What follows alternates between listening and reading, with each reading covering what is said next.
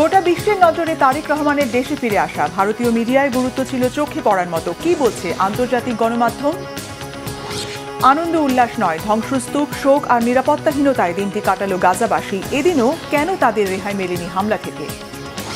জঙ্গি গোষ্ঠী আইএসের 115 সদস্য আটক। তারা কি তুরস্কে বড়দিন ও নববর্ষের অনুষ্ঠানে হামলার পরিকল্পনা করছিল? আসসালামু আলাইকুম, দেখছিলেন Bangla vision world news headline. দীর্ঘ ৬,৩১৪ দিন পর দেশের মাটিতে বিএনপির ভারপ্রাপ্ত চেয়ারম্যান তারেক রহমানের পা রাখার খবরে নজর ছিল গোটা বিশ্বের। তার ফিরে আসা কেবল দেশ নয়, আন্তর্জাতিক মিডিয়াতেও পেয়েছে ব্যাপক কভারেজ। বিশেষ করে ভারতীয় মিডিয়াগুলোতে গুরুত্ব ছিল চোখে পড়ার মতো। Reuters, BBC, Al Jazeera, NDTV, Firstpost, Times of India সহ বিভিন্ন দেশের শীর্ষ সংবাদ মাধ্যম এই ঘটনাকে আসন্ন নির্বাচনের আগে রাজনীতির বড় টার্নিং পয়েন্ট হিসেবে দেখছে।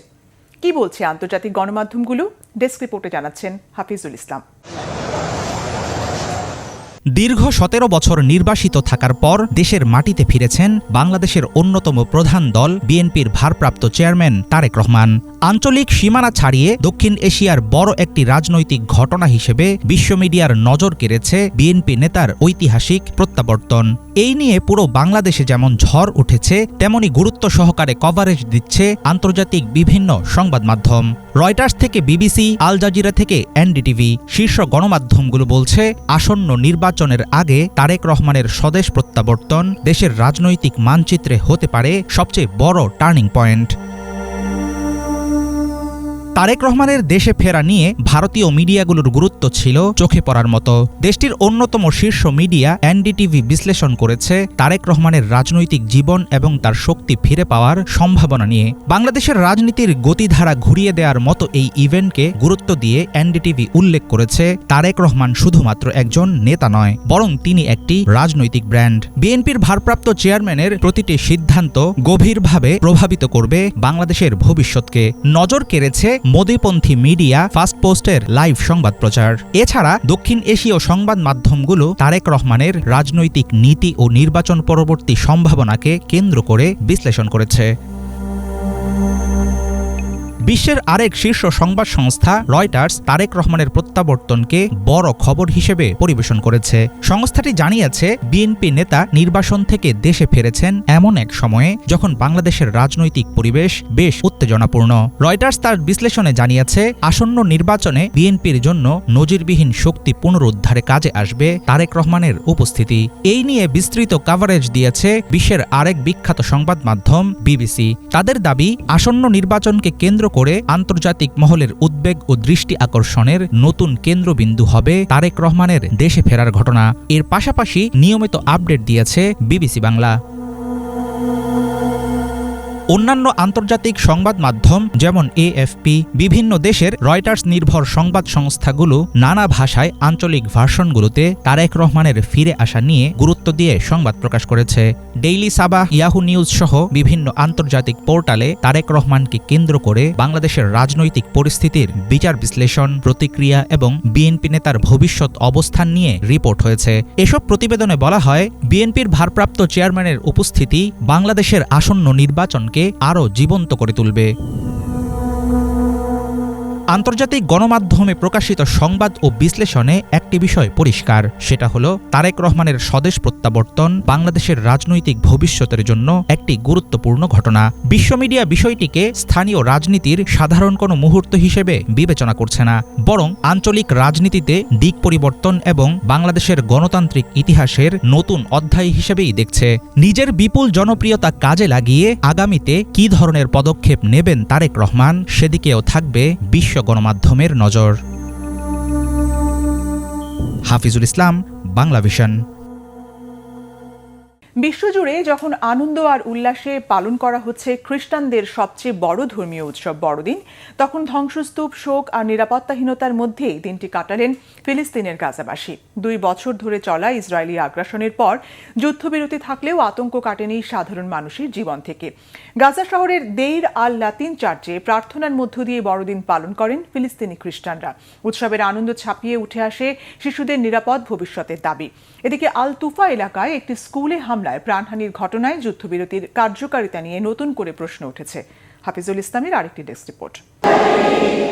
2 বছরের রক্তক্ষয়ী আগ্রাসনের পর গাজায় বড়দিন এসেছে ধ্বংস হয়ে যাওয়া বাসস্থান, প্রিয়জন হারানোর শোক আর নিরাপত্তার তীব্র আশঙ্কা নিয়ে। যুদ্ধবিরতি কার্যকর থাকার দাবি করা হলেও বাস্তবতা অনেকটাই ভিন্ন।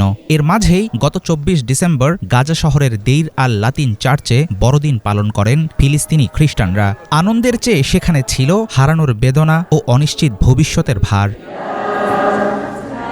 অনেক ফিলিস্তিনির জন্য এবছরও বড়দিন মানে প্রিয় জায়গা থেকে দূরে থাকা। পশ্চিম তীরের ঐতিহাসিক শহর যীশু খ্রিস্টের জন্মস্থান বেথলেহেমে গিয়ে বড়দিন পালনের স্বপ্ন রয়ে গেছে অপূর্ণ। যুদ্ধ, অবরোধ ও নিরাপত্তাহীনতার কারণে ধর্মীয় উৎসব পরিণত হয়েছে স্মৃতিচারণ আর অপেক্ষার দিনে। এই বছরটা আমাদের জীবনের অন্য যে কোনো বছরের চেয়ে একেবারে ভিন্ন। সময়টা খুবই কঠিন ছিল। আমরা অসংখ্য শহীদকে হারিয়েছি। পুরো দেশটাই শহীদে ভরে গেছে। তাই মানসিক শান্তি বলে কিছু নেই, এটাই প্রথম কথা। তবু আমরা চেষ্টা করছি, কারণ এটা খ্রিস্টের উৎসব, খ্রিস্টের জন্মদিন। আমরা অবশ্যই এটি পালন করতে চাই। তবে এই উদযাপন সীমাবদ্ধ থাকবে শুধু ধর্মীয় প্রার্থনায়। চার্চে গিয়ে প্রার্থনা করা, হয়তো ছোট শিশুদের একটু আনন্দ দেওয়ার চেষ্টা করা, কিন্তু এই আনন্দ অসম্পূর্ণ। আমাদের আনন্দ আরও কমে গেছে, কারণ এই বছরও আমাদের উৎসব উদযাপন থেকে বঞ্চিত করা হয়েছে। যেই ঘরে আমরা খ্রিস্টকে সম্মান জানাই, সেই ঘরে গিয়ে উৎসব পালনের সুযোগ থেকে আমরা টানা 3য় বছরের মতো বঞ্চিত।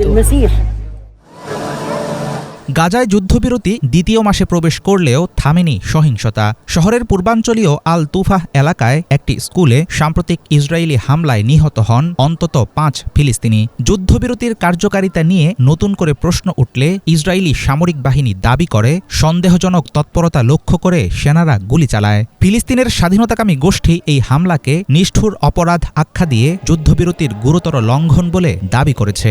এমন পরিস্থিতিতে শান্তি, নিরাপত্তা ও শিশুদের জন্য স্বাভাবিক জীবনের আকুতি হয়ে উঠেছে ক্রিসমাসের সবচেয়ে বড় প্রার্থনা। আমার একমাত্র চাওয়া শান্তি। এটাই জীবনের সবচেয়ে গুরুত্বপূর্ণ বিষয়। আমরা শান্তিতে বাঁচতে চাই, শান্তিতে থাকতে চাই। আমরা যেন সন্তানদের মানুষ করতে পারি। আমাদের জন্য এটি সবচেয়ে বড় বিষয়। যা ঘটেছে চারপাশে, তারা যা দেখেছে যথেষ্ট। বিষয়গুলো এত বড় আর ভয়াবহ যে কল্পনার বাইরে। আমরা প্রাপ্তবয়স্করাও কোনো মতে টিকে আছি, কিন্তু ছোট বাচ্চাদের তো শান্তিতে বাঁচা দরকার। তারা ভালো মানুষ হয়ে শান্তিতে বাঁচুক, এটাই আমাদের চাওয়া। যুদ্ধবিরতি চলমান থাকায় লাগাতার হামলা এখন নেই, কিন্তু চূড়ান্ত কোনো সমাধান না হওয়ায় গাজার মানুষ এখনও জানে না এই নীরবতা আদৌ কতদিন টিকবে। এমন অনিশ্চয়তার মাঝে বড়দিন উদযাপন যেন কষ্টের মাঝে একটুখানি আশার আলো খোঁজার চেষ্টা। হাফিজুল ইসলাম, বাংলা ভিশন। এদিকে ক্রিসমাসের সন্ধ্যায় শিশুদের সঙ্গে ফোনালাপে মেতে উঠলেন মার্কিন প্রেসিডেন্ট ডোনাল্ড ট্রাম্প। সাথে ছিলেন ফার্স্ট লেডি মেলানিয়া ট্রাম্প। নানা আয়োজনে যীশুখ্রিস্টের জন্মদিন পালন করেছে আমেরিকানরা। এছাড়া মহাকাশ থেকে পৃথিবীবাসীদের বড়দিনের শুভেচ্ছা জানিয়েছেন আন্তর্জাতিক স্পেস স্টেশনের মহাকাশচারীরাও। সানজিদা ইসলাম তন্নির desk report. Hello. Good. Very good. Santa Claus কখন এসে পৌঁছাবেন? কুকিজ না দিলে সান্তা রেগে যাবেন কিনা? সান্তা কোথায় আছে তা জানতে কেনই বা ট্র্যাকারের প্রয়োজন? উত্তর আমেরিকান অ্যারোস্পেস ডিফেন্স কমান্ড নোরাডে টেলিফোন করে সরল মনে এসব প্রশ্ন করেছে মার্কিন শিশুরা। ফোনের অপর পাশে ছিলেন স্বয়ং মার্কিন প্রেসিডেন্ট ডোনাল্ড ট্রাম্প, সাথে ছিলেন ফার্স্ট লেডি মেলানিয়া ট্রাম্প। শিশুদের কৌতূহল মেটাতে মজার ছলেই সব প্রশ্নের উত্তর দিয়েছেন ট্রাম্প দম্পতি। So we found out that Santa is good. Thank you. Bye. Santa loves you. Santa loves Oklahoma like I do. Perfect. No What problem. did you ask Santa? What do you want for Christmas? Christmas উপলক্ষে ফ্লোরিডার মারেলাগো এস্টেটে ছুটি কাটানোর সময় শিশুদের সাথে ফোনালাপ করেন তারা। ওকলাহোমার 4 থেকে 10 বছর বয়সী শিশুদের সাথে কথা বলার সময় ট্রাম্প জানান, ভালো সান্তা কুকিজ না পেলে রাগ করবেন না, তবে কিছুটা মন খারাপ করতে পারেন। পাশাপাশি যুক্তরাষ্ট্রে কোনো খারাপ সান্তার অনুপ্রবেশ ঠেকানোর নিশ্চয়তাও দেন। বাচ্চাদের সাথে ফোনালাপের পর সবাইকে বড়দিনের শুভেচ্ছা জানান। How long until Santa will be? Okay, well, Santa's now in Sweden. Santa একজন খুব ভালো ব্যক্তি। সান্তা আপনাকে ভালোবাসেন। সান্তা ওকলাহোমাকে আমার মতো ভালোবাসে। আমরা নিশ্চিত করতে চাই যে সে অনুপ্রবেশ করছে না। আমরা আমাদের দেশে খারাপ সান্তাকে অনুপ্রবেশ করতে দিচ্ছি না। We'll make it in record time, probably in about 5 hours. মার্কিন প্রেসিডেন্টের সাথে ছুটির মেজাজে পুরো আমেরিকা। চলছে ক্রিসমাস উদযাপন। ক্রিসমাস ইভিনিংয়ে নিউ ইয়র্কের আইকনিক এম্পায়ার স্টেট বিল্ডিংয়ের চূড়ায় জ্বলে ওঠে লাল সবুজ আলো।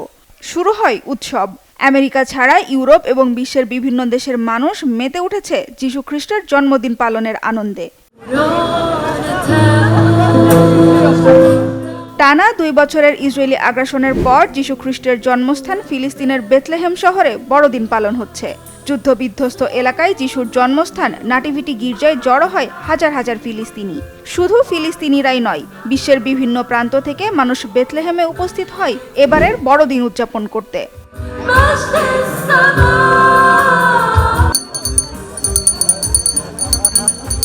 বেথলেহেম ছাড়াও ফিলিস্তিনের গাজার বিভিন্ন শহরে ফিরতে শুরু করেছে বড়দিনের আমেজ। যুদ্ধবিরতির মধ্যেও হামলা অব্যাহত থাকা সত্ত্বেও গাজার দেল আল ল্যাটিন গির্জায় যিশু খ্রিস্টের জন্মদিন পালন করতে ভিড় করে ফিলিস্তিনিরা। যিশুর কাছে শান্তি ও শিশুদের নিরাপদ ভবিষ্যতের জন্য প্রার্থনা করেন।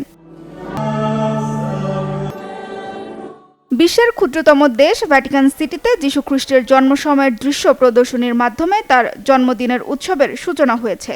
ভ্যাটিকান সিটির সেন্ট ব্যাসিলিকা পিটার্স প্রাসাদে খ্রিস্ট ধর্মাবলম্বীদের নিয়ে প্রার্থনার আয়োজন করেন ক্যাথলিক খ্রিস্টানদের প্রধান ধর্মগুরু পোপ লিও। এরপরই দেয়াল ঘেঁষে দাঁড়িয়ে থাকা মাতা মেরির কোলে প্রতীকী ছোট্ট যিশুকে তুলে দেন পোপ।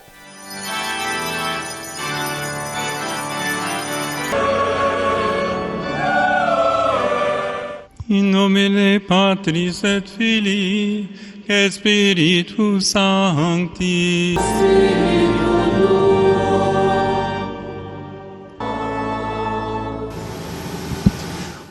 বড়দিনের উৎসবের আমেজ পৃথিবী ছাড়িয়ে পৌঁছে গেছে মহাকাশেও। আন্তর্জাতিক মহাকাশ স্টেশন ISS এর নভোচারীরা পৃথিবীবাসীদের ক্রিসমাসের শুভেচ্ছা জানিয়েছেন। স্পেস স্টেশনের ভেতরে তাদের ব্যবহৃত মোজা ঝুলিয়ে তৈরি করেছেন একটি ক্রিসমাস ট্রিও।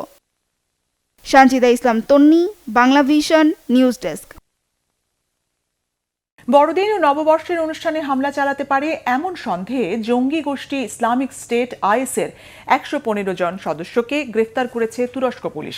বৃহস্পতিবার ইস্তানবুল কর্তৃপক্ষ জানায়, এই IS সদস্যদের মূল পরিকল্পনা ছিল বড়দিন ও ইংরেজি নতুন বছর উপলক্ষে খ্রিস্টান ও মুসলিম নন এমন সম্প্রদায়ের উপর হামলা চালানো।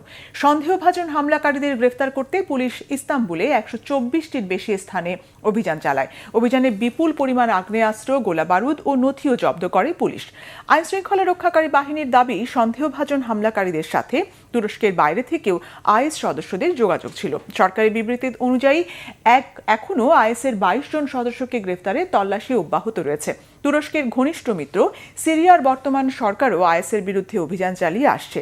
2 মার্কিন সেনা সহ 3 আমেরিকানকে হত্যার জেরে গেল শুক্রবার সিরিয়ার বিভিন্ন স্থানে IS এর 70টি ঘাঁটিতে হামলা চালায় মার্কিন বাহিনী। চীনের দ্রুত বর্ধনশীল সামরিক সক্ষমতা যুক্তরাষ্ট্রের নিরাপত্তাকে ক্রমশ ঝুঁকির মুখে ফেলছে এমন সতর্ক বার্তা দিয়েছে পেন্টাগন। বার্ষিক এক প্রতিবেদনে বলা হয়েছে, বিমানবাহী রণতরী, আধুনিক যুদ্ধ বিমান, পারমাণবিক অস্ত্র এবং ক্ষেপণাস্ত্র প্রযুক্তিতে চীনের অগ্রগতি মার্কিন ভূখণ্ডকে আগের তুলনায় বেশি অরক্ষিত করে তুলছে। হিজল জোবাইরের ডেস্ক রিপোর্ট। চীনের সামরিক সক্ষমতা যুক্তরাষ্ট্রকে ক্রমশ অরক্ষিত করে তুলছে। নিজেদের বার্ষিক প্রতিবেদনে এমনটাই জানিয়েছে পেন্টাগন। প্রতিবেদনে বলা হয়, চীনের সামরিক সক্ষমতা বৃদ্ধির ফলে মার্কিন ভূখণ্ড আগের চেয়ে বেশি অরক্ষিত হয়ে পড়েছে। বিমানবাহী রণতরী, ষষ্ঠ প্রজন্মের যুদ্ধ বিমান এবং পারমাণবিক অস্ত্র ভাণ্ডারের উন্নয়ন বেইজিংয়ের সামরিক শক্তির এক ঐতিহাসিক বিস্তারকে নির্দেশ করে। এছাড়া দূরপাল্লার ক্ষেপণাস্ত্র, সাইবার এবং মহাকাশ গবেষণায় চীনের সক্ষমতার কথা উল্লেখ করে প্রতিবেদনে বলা হয়, এসব সরাসরি আমেরিকানদের নিরাপত্তার জন্য হুমকি। পেন্টাগনের ওই প্রতিবেদনের বরাত দিয়ে আন্তর্জাতিক গণমাধ্যম সাউথ চায়না মর্নিং পোস্ট জানায়, প্রতিবেদনে গভীর উদ্বেগ প্রকাশ করে বলা হয়, বেইজিংয়ের প্রধান সামরিক কৌশল হল সর্বাত্মক যুদ্ধ বা সমগ্র জাতির সংহতি অভিযানের মাধ্যমে যুক্তরাষ্ট্রকে পরাস্ত করা। এতে আরও যোগ করা হয়, 2027 সালের মধ্যে 3টি লক্ষ্য অর্জনে এগিয়ে যাচ্ছে চীনা সামরিক বাহিনী। এসব লক্ষ্য হল তাইওয়ানের ওপর কৌশলগত চূড়ান্ত বিজয় অর্জন, পরমাণু এবং অন্যান্য কৌশলগত ক্ষেত্রে যুক্তরাষ্ট্রের বিরুদ্ধে কৌশলগত ভারসাম্য তৈরি এবং অন্যান্য দেশের বিরুদ্ধে কৌশলগত প্রতিরোধ ও নিয়ন্ত্রণ প্রতিষ্ঠা। এছাড়া প্রতিবেদনে রাশিয়া ও চীনের মধ্যে সম্পর্ক আরও গভীর হচ্ছে এটি নিয়েও উদ্বেগ প্রকাশ করা হয়। বলা হয়, সম্ভবত যুক্তরাষ্ট্রকে মোকাবেলার অভিন্ন স্বার্থে তারা মিলিত হয়েছে। তবে পারস্পরিক অবিশ্বাসের কারণে তাদের সহযোগিতা নানা মাত্রায় বাধাগ্রস্ত হচ্ছে বলেও উল্লেখ করা হয়। এদিকে প্রতিবেদনে চীনের আধিপত্য মোকাবেলা প্রসঙ্গে পেন্টাগন বলে, আমরা চীনের ওপর আধিপত্য বিস্তার করতে কিংবা তাদের হেয় করতে চাই না, তবে ইন্দো প্যাসিফিক অঞ্চলের কোনো দেশ যেন আমাদের বা আমাদের মিত্রদের ওপর আধিপত্য বিস্তার করতে না পারে সেটি নিশ্চিত করতে চাই। ফলে যুক্তরাষ্ট্রের লক্ষ্য হবে নিজেকে এতটাই শক্তিশালী করে তোলা যেন শত্রুপক্ষ আগ্রাসনের চিন্তাও না করে। তবে ওই প্রতিবেদনে ভারসাম্যমূলক কিছু কথাও বলেছে পেন্টাগন। তারা বলে, বর্তমান প্রশাসনের অধীনে ওয়াশিংটন ও বেইজিংয়ের সামরিক সম্পর্ক গত কয়েক বছরের মধ্যে সেরা অবস্থানে রয়েছে। প্রেসিডেন্ট ট্রাম্পের নেতৃত্বে বহু বছরের তুলনায় দুই দেশের সম্পর্ক এখন অনেক বেশি শক্তিশালী। প্রতিবেদনে বলা হয়, কৌশলগত স্থিতিশীলতা, বিবাদ নিরসন এবং উত্তেজনা প্রশমনের ওপর গুরুত্ব দিয়ে পেন্টাগন চীনের পিপলস লিবারেশন আর্মি PLA এর সঙ্গে সামরিক যোগাযোগ আরও বিস্তৃত করার মাধ্যমে দুই দেশের সম্পর্ক আরও শক্তিশালী করার প্রক্রিয়া এগিয়ে নেয়ার চেষ্টা চালাবে। শেনিয়াংয়ের মার্কিন কনসুলেটের সাবেক কর্মকর্তা ও ইউরেশিয়া গ্রুপের সিনিয়র অ্যানালিস্ট জেরেমি চ্যান মনে করেন, বিশ্বব্যাপী চীনের সামরিক শক্তি ছড়িয়ে পড়া এখন কেবল সময়ের ব্যাপার মাত্র। পেন্টাগনের প্রতিবেদনে চীনের এই ক্রমবর্ধমান সামরিক সক্ষমতার স্বীকৃতি থেকেই তা আরও স্পষ্ট। হিজল জোবায়ের, বাংলা ভিশন। নাইজেরিয়ার উত্তর পূর্বাঞ্চলীয় বোর্নো রাজ্যের একটি মসজিদে বিস্ফোরণে অন্তত 5 জন নিহত হয়েছেন, আহত হয়েছেন আরও 35 জন। স্থানীয় সময়ে বুধবার মাগরিবের নামাজের সময় এই বিস্ফোরণের ঘটনা ঘটে। সামাজিক মাধ্যমে ছড়িয়ে পড়া কিছু ভিডিওতে বিস্ফোরণের পরে এলাকাটিতে মানুষজনকে আতঙ্কে ছুটোছুটি করতে দেখা যায়। এই হামলার দায় এখনও কোনো পক্ষ স্বীকার করেনি। এর আগেও এই অঞ্চলের মসজিদ ও জনাকীর্ণ স্থানে আত্মঘাতী বোমা হামলা চালিয়েছে বিভিন্ন জঙ্গি গোষ্ঠী। বোর্নোতে ইসলামিক খিলাফত প্রতিষ্ঠার লক্ষ্য নিয়ে বোকো হারামের সশস্ত্র অভিযান শুরু হয় 2009 সালে। প্রায় 2 দশক ধরে চলা বিচ্ছিন্ন সংঘাতে লাখ লাখ মানুষ নিহত হয়েছে, বাস্তুচ্যুত হয়েছে আরও কয়েক লাখ মানুষ। পারমাণবিক সক্ষমতা আরও জোরালো করতে ব্যালিস্টিক মিসাইলের সফল পরীক্ষা চালিয়েছে ভারত।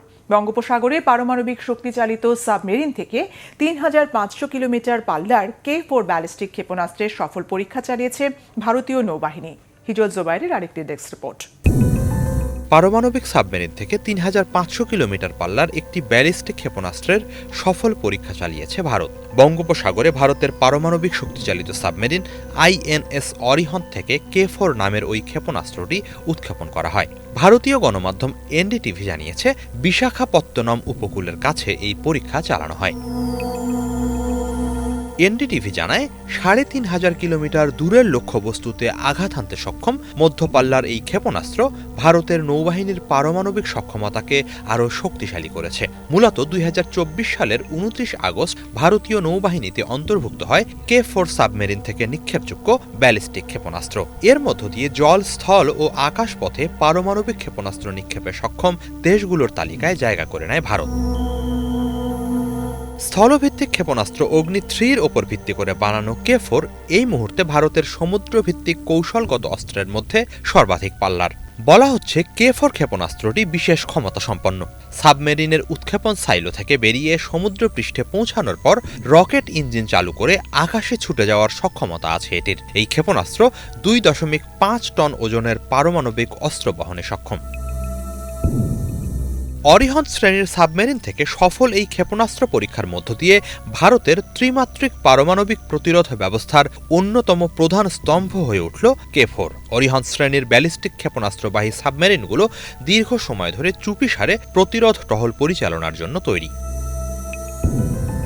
ভারতের প্রয়াত রাষ্ট্রপতি ও ক্ষেপণাস্ত্র কর্মসূচির রূপকার APJ আব্দুল কালামের প্রতি শ্রদ্ধা জানিয়ে K সিরিজের ক্ষেপণাস্ত্রগুলোর নামকরণ। ভারতের সমন্বিত ক্ষেপণাস্ত্র উন্নয়ন কর্মসূচিতে গুরুত্বপূর্ণ ভূমিকা রেখেছিলেন এই বিজ্ঞানী। আগামীতে K সিরিজের মিসাইলের আরও পরীক্ষা চালানো হবে বলে জানিয়েছে ভারতীয় নৌবাহিনী। এদিকে পারমাণবিক সক্ষমতা বাড়িয়ে চললেও ভারত বরাবরই বলে আসছে, কেবল আক্রান্ত হলেই তারা প্রতিক্রিয়া জানাতে এই অস্ত্র ভাণ্ডারের দ্বারস্থ হবে। হিজল জোবায়ের, বাংলা ভিশন। এই ছিল আজকের মতো, সাথে থাকায় ধন্যবাদ।